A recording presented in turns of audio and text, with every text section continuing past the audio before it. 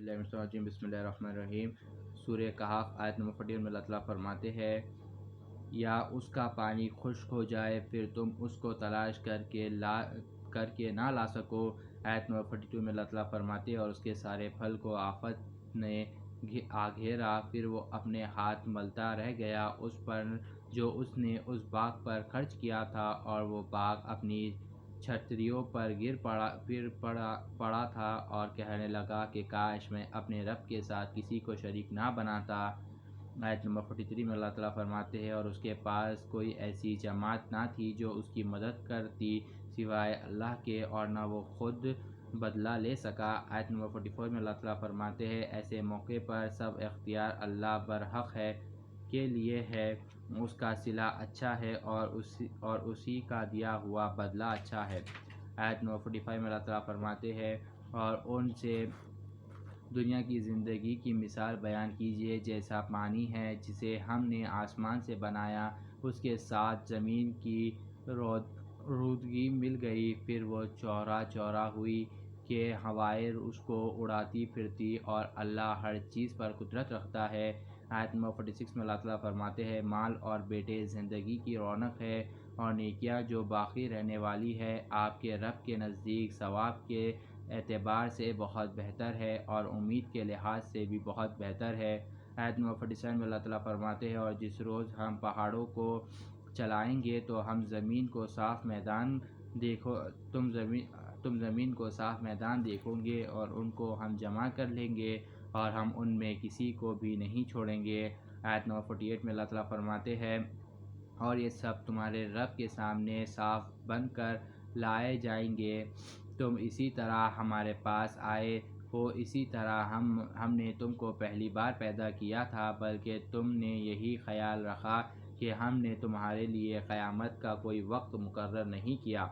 آیت نمبر 49 میں اللہ تعالیٰ فرماتے ہیں، اور اعمال نامہ سامنے رکھ دیا جائے گا تو آپ دیکھیں گے گناہ گاروں کو کہ خوف کر رہے ہوں گے، اور اس سے جو اس میں لکھا ہوگا، اور کہیں گے افسوس یہ کتاب کیسی عجیب ہے، نہیں چھوڑی اس نے کوئی چھوٹی بات اور نہ بڑی، بغیر لکھے، اور جو اعمال کیے تھے وہ سب موجود پائیں گے، اور تمہارا رب کسی پر ظلم نہ کرے گا۔ آیت نمبر 50 میں اللہ تعالیٰ فرماتے ہیں، اور جب ہم نے فرشتوں سے کہا کہ آدم کو سجدہ کرو تو سب نے سجدہ کیا مگر ابلیس نے نہیں کیا، وہ جانتا ہے وہ جنات میں سے تھا، اس نے اپنے رب کا کہا نہ مانا، تو پھر کیا تم اس کو اور اس کی اولاد کو میرے سوا دوست بناتے ہو، جبکہ وہ تمہارے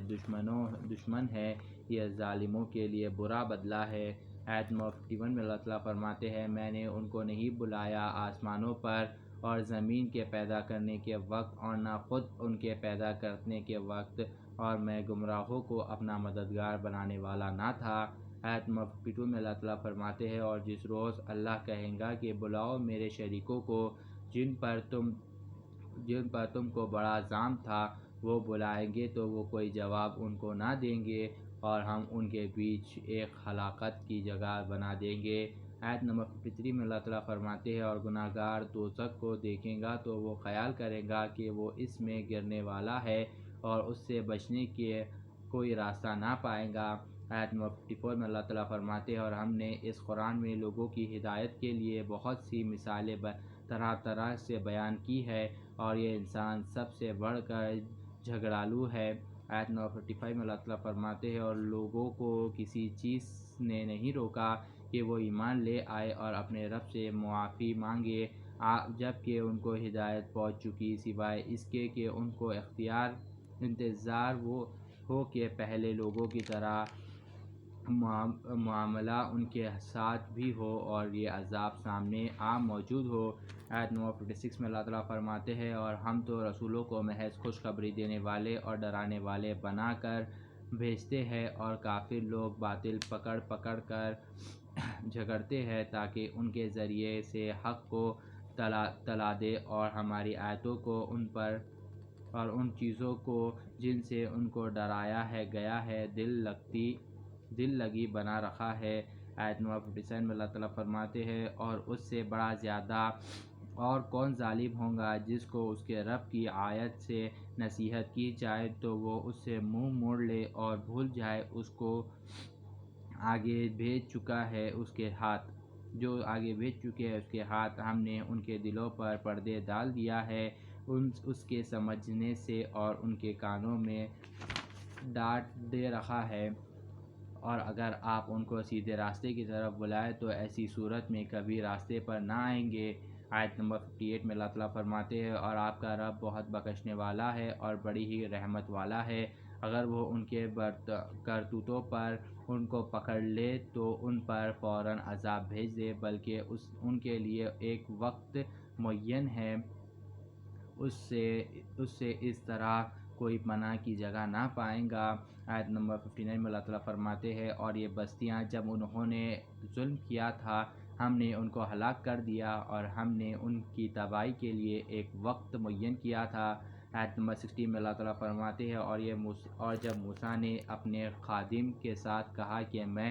برابر چلتا رہوں گا جب تک میں وہاں نہ پہنچ جاؤں جہاں دو دریا ملتے ہیں، یا یوں ہی برسوں چلتا رہوں گا،